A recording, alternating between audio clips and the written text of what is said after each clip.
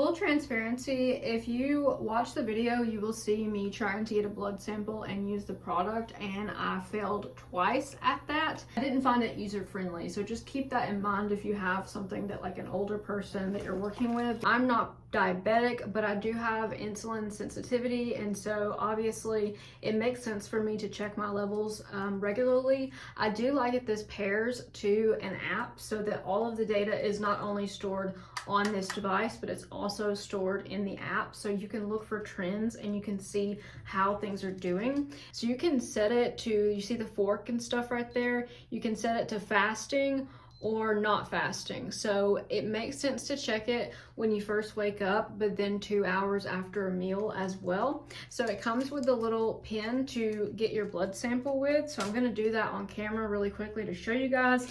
Comes with the needles as well.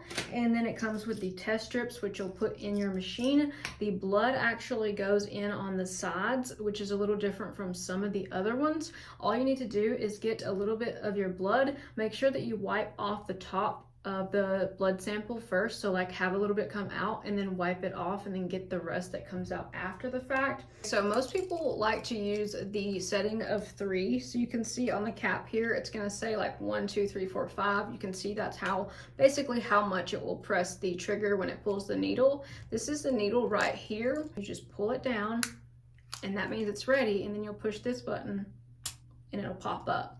So basically you're gonna hold it to your finger to do your blood stick test. So let's go ahead and do that now.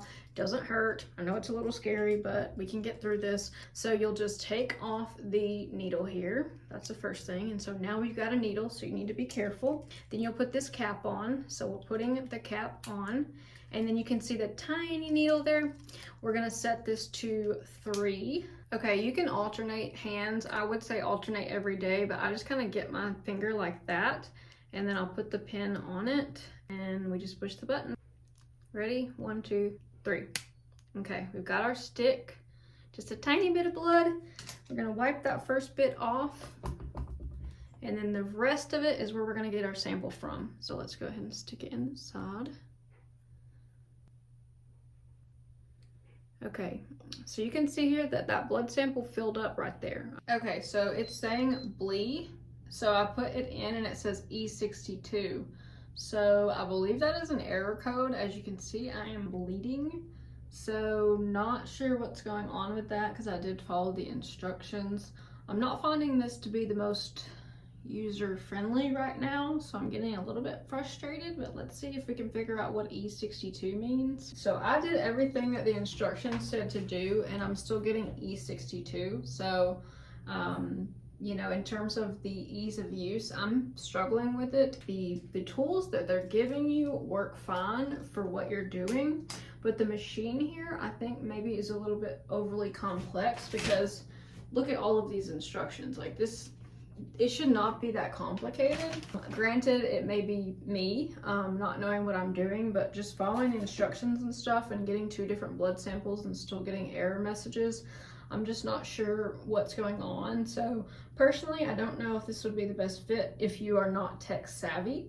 If you are tech savvy, maybe on some level you could use it better than me. But for me, the old school ones are a little bit more like straightforward. You just stick it in and then it reads it and it tells you the information. But on this one, it seems like there's a little bit more programming that goes into it. I did get it to pair to my phone successfully, but at this point, yeah, I don't know. It just doesn't really seem very user friendly to me, and now I've been poked and I don't have any information.